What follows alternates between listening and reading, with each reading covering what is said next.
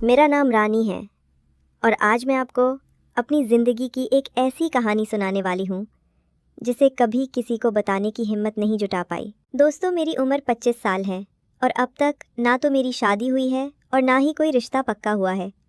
मैं अपने पिताजी के साथ रहती हूँ क्योंकि 2 साल पहले माँ हमें छोड़कर चली गई। मेरा एक बड़ा भाई है, विशाल, जो मुझसे 3 साल बड़ा है और शहर में अपनी पत्नी के साथ रहता था। मेरी कहानी वास्तव में वहाँ से शुरू होती है जब विशाल भैया ने अपनी पत्नी से अलग होने का फ़ैसला किया। लगभग 1.5 साल पहले की बात है। तलाक के बाद वो हमारे घर वापस आ गया और फिर से हम तीनों, मैं, पापा और विशाल, एक साथ रहने लगे। सच बताऊं तो मुझे हमेशा से एक बात परेशान करती आ रही थी। जब भी मेरे लिए कोई रिश्ता आता वो आगे नहीं बढ़ता, ना तो कभी सगाई तक पहुंचता और ना ही शादी की बात। ये स्थिति मुझे बहुत व्याकुल करती थी। मेरी उम्र की सभी सहेलियां ना सिर्फ विवाहित थीं बल्कि उनके बच्चे भी हो गए थे और मैं अभी भी अकेली थी। ना कोई जीवन साथी, ना कोई विशेष अनुभव। अब मुझे ऐसा लगने लगा था कि मेरा समय बीता जा रहा है। इस विचार से मैं अक्सर अपने कमरे में अकेले बैठकर आंसू बहाती। मैं खुद से पूछती, ऐसा क्यों? साइक्स, क्या मुझ में कोई कमी है? मैं तो सुंदर हूँ, अपना ध्यान रखती हूँ, समाज में घुलती मिलती हूँ, फिर मेरे लिए अच्छे रिश्ते क्यों नहीं आते? कभी कभी तो मन में ये विचार भी आता कि शायद किसी ने मुझ पर कोई टोटका कर दिया है। थॉटफुल फोमो, इन सब विचारों से मैं मानसिक रूप से टूट रही थी। लेकिन जब विशाल भैया अपनी पत्नी को अपना फ्लैट देकर हमारे पास लौट आया तो मुझे थोड़ा सुकून मिला। मुझे लगा कि अब मेरा भाई मेरा साथ देगा, क्योंकि अकेलेपन में मैं बहुत ऊब जाती थी। पापा तो शाम होते ही अपनी दवाइयाँ लेकर सो जाते थे और मैं अकेली बैठी रहती। हालांकि भाई और भाभी के तलाक से मुझे दुख भी था, क्योंकि मुझे भाभी बहुत प्यारी लगती थी। विशाल भैया ने कभी नहीं बताया कि उनके बीच क्या हुआ था। बाद में पता चला कि वजह थी भाभी की अफवाहें फैलाने की आदत। वे हर किसी की बातें सुनती और फिर उन्हें इधर उधर फैलाती रहती। लोगों ने जब विशाल से इस बारे में शिकायतें की तो उसे बहुत ठेस पहुंची। विशाल भैया ने कई बार अपनी पत्नी को समझाया, अपने घर पर ध्यान दो, दूसरों की जिंदगियों में झांकना बंद करो, लेकिन वो नहीं सुनती। हमेशा कहती, मेरी सहेली की भाभी के पति ने उसे नया फ़ोन दिलाया, हमारे पड़ोसी अपनी पत्नी को शिमला घुमाने ले गए। वो अपनी ज़िंदगी से संतुष्ट नहीं थी और हमेशा विशाल भैया से शिकायतें करती रहती। उस समय विशाल भैया की आर्थिक स्थिति भी अच्छी नहीं थी, जिसे भाभी स्वीकार नहीं कर पाई और अंततः तलाक मांग लिया। जब विशाल भैया हमारे साथ रहने आया तो धीरे धीरे हम एक दूसरे के करीब आने लगे। हम दोनों दोस्तों की तरह हो गए। हमारे पास और कोई मित्र भी नहीं था। वो भी अकेला और मैं भी अकेली। पापा बुज़ुर्ग हैं, जैसा कि आप समझ सकते हैं। वे शाम 6 बजे अपनी दवा लेकर सो जाते और सुबह 5 बजे उठ जाते। मैं और विशाल रात देर तक जागते, साथ में खाना बनाते, कभी नमकीन या मिठाई खरीद लाते और टीवी देखते हुए घंटों बातें करते। हम एक दूसरे से सब कुछ शेयर करते, बिल्कुल दोस्तों की तरह। जब थक जाते तो मैं कहती, चलो भैया अब मैं सोने जा रही हूँ। मैं अपने कमरे में चली जाती और विशाल भैया थोड़ी देर बाद अपने कमरे में। कभी कभी वो कहता, राधा चलो कहीं घूमने चलते हैं। हम बाहर जाते और उसका साथ मुझे सुकून देता। इस तरह उसने मेरे उस दर्द को कम किया जो मुझे शादी ना होने और उम्र बढ़ने के कारण सताता था। लेकिन कुछ दिनों बाद मैंने महसूस किया कि विशाल भैया खुद बहुत परेशान है। उसकी मानसिक दशा ठीक नहीं लग रही थी। कई बार मैंने उसे अपने कमरे में अकेले उदास बैठे देखा। मैं उसके पास जाकर पूछती, भैया क्या हुआ, इतने परेशान क्यों हो? अगर आप भाभी से इतना प्यार करते हैं तो अलग क्यों हुए? विशाल भैया सिर्फ इतना कहता, राधा मैं उसकी वजह से दुखी नहीं हूँ, बस कुछ और सोच रहा हूँ, मेरी चिंता मत करो। धीरे धीरे विशाल की हालत और बिगड़ने लगी। अब वो ठीक से खाना भी नहीं खाता। ये देखकर मैं बहुत चिंतित हो गई। पहले वो मुझसे बाहर चलने को कहता था, मेरे साथ खूब बातें करता था, लेकिन अब वो हमेशा अपने कमरे में ही बंद रहने लगा था। मुझे समझ नहीं आ रहा था कि आखिर उसे हो क्या गया है। वो अब दिन भर काम पर जाता और घर लौटते समय बिना मेरी ओर देखे खाना खाता और अपने कमरे में बंद हो जाता।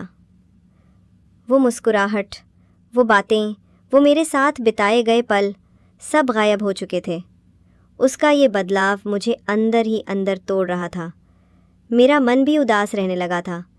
लेकिन एक दिन मैंने ठान ली, नहीं, मुझे विशाल भैया को इस अंधेरे से बाहर निकालना ही होगा। एक शाम जब वो काम से लौटा, मैंने सोचा उससे दिल खोल कर बात करूंगी। उसके कमरे तक पहुंची तो दरवाज़ा थोड़ा सा खुला था। अंदर झांकने पर जो दृश्य मेरी आंखों के सामने था, उसने मेरी सांसें थाम दी। मन में एक अजीब सी हलचल होने लगी थी। उस रात मैं सो नहीं पाई। अलग अलग विचारों ने मुझे घेर लिया था। अगली सुबह जब उठी तो विशाल भैया काम पर जा चुका था। अनजाने में ही मेरे कदम उसके कमरे की ओर बढ़े। वहाँ उसके बिस्तर पर कुछ निशान थे जो रात की घटना की गवाही दे रहे थे। उसकी आंखें, हरकतें और उसका मैं अपने विचारों से ही शर्मिंदा हो गई। शाम को जब विशाल भैया लौटा, मैंने हिम्मत जुटाकर कहा, भैया बात करनी है आपसे। वो बोले, अभी नहीं राधा, मैं थका हुआ हूँ, अपने कमरे में जा रहा हूँ। उसने बिना मेरी ओर देखे कहा। मैंने कहा, प्लीज़ भैया, सिर्फ थोड़ी देर आप अब मुझसे पहले जैसे बात भी नहीं करते। मैंने विनती की। उसने आह भरी। ठीक है, मैं थोड़ा आराम कर लूँ, फिर बात करेंगे। मैंने सिर हिलाया। लेकिन कुछ देर बाद फिर से उसके कमरे के पास से गुजरी तो वहीं आवाज़ें सुनाई दी। वो फिर से वहीं कर रहा था। मैंने इंतज़ार किया।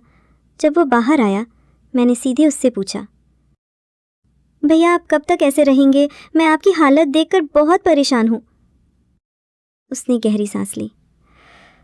राधा, मुझे लगता है मुझे फिर शादी करनी चाहिए। मैं तंग आ चुका हूँ अकेलेपन से। मैं समझती हूँ भैया, मैं भी तो यही चाहती हूँ अपने लिए, मैंने धीरे से कहा। फिर भैया, तुम अभी छोटी हो। उसने टालने की कोशिश की। मैं बोली, नहीं भैया, मैं छोटी नहीं हूँ, 27 साल की हो गई हूँ। फिर मैंने हिम्मत जुटाई और बोली, भैया कल रात मैंने आपको देखा था वो फिल्में देखते हुए। भैया के ऊपर जैसे बिजली गिरी हो, उसका चेहरा लाल हो गया। क्या बकवास है ये? तुम मेरे कमरे में झांकती हो? कैसी बहन हो तुम? उसकी आवाज़ लगभग चिल्लाहट थी। उसके शब्दों ने मुझे छलनी कर दिया। मैं फूट फूट कर रोने लगी और भागकर अपने कमरे में चली गई। दरवाज़ा बंद करके मैंने अपने आंसुओं को आज़ाद छोड़ दिया। मैं क्या करूं? क्यों इतना अकेलापन? क्यों इतनी उलझने? 5 मिनट बाद दरवाजे पर हल्की सी दस्तक हुई। वो विशाल भैया था। उसने धीरे से मेरे कंधे पर हाथ रखा और बोला, राधा प्लीज़ मत रो। भैया मुझे आपकी बहुत चिंता होती है। मैंने अपने आंसू पोंछते हुए कहा, मैं आपको ऐसे दुखी नहीं देख सकती। मुझे अपना भाई वापस चाहिए, वो जो हंसता था, मुझसे बातें करता था। विशाल भैया ने मेरी ओर एक अजीब नज़र से देखा और बोला, राधा कल। मेरी बात सुनकर विशाल भैया की नज़रें बदलने लगीं। उसने मुझे पैरों से लेकर सिर तक देखा, ऐसे जैसे अब तक कभी नहीं देखा था। मैं उन नज़रों के सामने खुद को के बीच। पापा गुस्से से काँप रहे थे। ये हमारा घर है, हमारा परिवार है, तुमने हमारी इज्जत मिट्टी में मिला दी। मैं शर्म से फूट फूट कर रोने लगी। पापा के मुख पर निराशा का भार देखकर मेरा दिल टूट रहा था। पापा बोले, राधा मैंने तुम्हें इतने अच्छे संस्कार दिए, लेकिन ये सब क्या है? पापा की आवाज़ में दर्द था। और विशाल, तुझे अपनी बहन की इज्जत की भी परवाह नहीं? पापा के शब्दों ने हमें वास्तविकता का एहसास करा दिया। विशाल ने सिर झुकाकर कहा, पापा मुझे माफ़ कर दीजिए, मैं बहुत परेशान था और गलत रास्ते पर चल पड़ा। मैंने भी बिलखते हुए कहा, पापा मैंने भी बहुत बड़ी गलती कर दी, मुझे माफ़ कर दीजिए। पापा ने गहरी सांस ली। उनकी आंखों में अश्रु थे, लेकिन वे मजबूत बने रहे। अब ये सब बंद करो, मैं नहीं चाहता कि हमारे परिवार की बदनामी हो। इतना कहकर पापा चले गए। पीछे छोड़ गए अपने टूटे हुए सपनों का मलबा। अगली सुबह पापा ने विशाल को घर छोड़ने का आदेश दिया। विशाल, अब तुझे अपनी जिंदगी अलग बनानी होगी और राधा, मैं तुम्हारी शादी जल्द से जल्द करवाऊंगा। विशाल ने अपनी गलती स्वीकारे और दूसरे शहर में नौकरी ढूंढने चला गया। मैंने भी अपने भीतर के बुरे विचारों से छुटकारा पाने का संकल्प लिया। कुछ महीनों बाद पापा ने मेरे लिए एक अच्छा रिश्ता ढूंढ लिया। राहुल एक छोटी सी कंपनी में काम करता था। नेक दिल और समझदार इंसान थे। हमारी शादी हो गई और मैंने उनके साथ नई शुरुआत की। राहुल ने मुझे हमेशा सम्मान दिया, प्यार किया और मैंने भी अपने अतीत को पीछे छोड़कर आगे बढ़ना सीखा। विशाल ने भी एक अच्छी पढ़ी लिखी लड़की से विवाह कर नया परिवार बसाया। आज मैं राहुल के साथ सुखी हूँ। मेरे एक प्यारे बच्चे हैं और मैं अपनी गलतियों से बहुत कुछ सीख चुकी हूँ। अब मैं समझती हूँ कि परिवार की मर्यादा और सही मार्ग पर चलने से बढ़कर जीवन में कुछ नहीं है। कभी कभी हम भटक जाते हैं, गलत निर्णय लेते हैं, लेकिन सुधरने का मार्ग हमेशा खुला रहता है। मेरी कहानी एक गलती की नहीं, बल्कि उस गलती को पहचानने और सुधारने की है। मिलन भी जीवन है और विरह भी जीवन है, गलतियां भी जीवन है और उनसे सीखना भी। दोस्तों, ये थी आज की कहानी। आशा करती हूँ आपको इससे कुछ सीख मिली होगी। दोस्तों, जीवन में कभी कभी हम ऐसे मोड़ पर पहुँच जाते हैं जहाँ गलत फैसले आसान लगते हैं, लेकिन हमें हमेशा याद रखना चाहिए कि हमारे निर्णय सिर्फ हमें ही नहीं, हमारे परिवार को भी प्रभावित करते हैं। मैंने अपनी ज़िंदगी से ये सीखा है कि कभी कभी हम अपनी कमज़ोरियों और अकेलेपन में ऐसे फैसले कर लेते हैं जो हमारे और हमारे परिवार के लिए सही नहीं होते, लेकिन हमें हमेशा अपनी गलतियों से सीखना चाहिए और आगे बढ़ना चाहिए।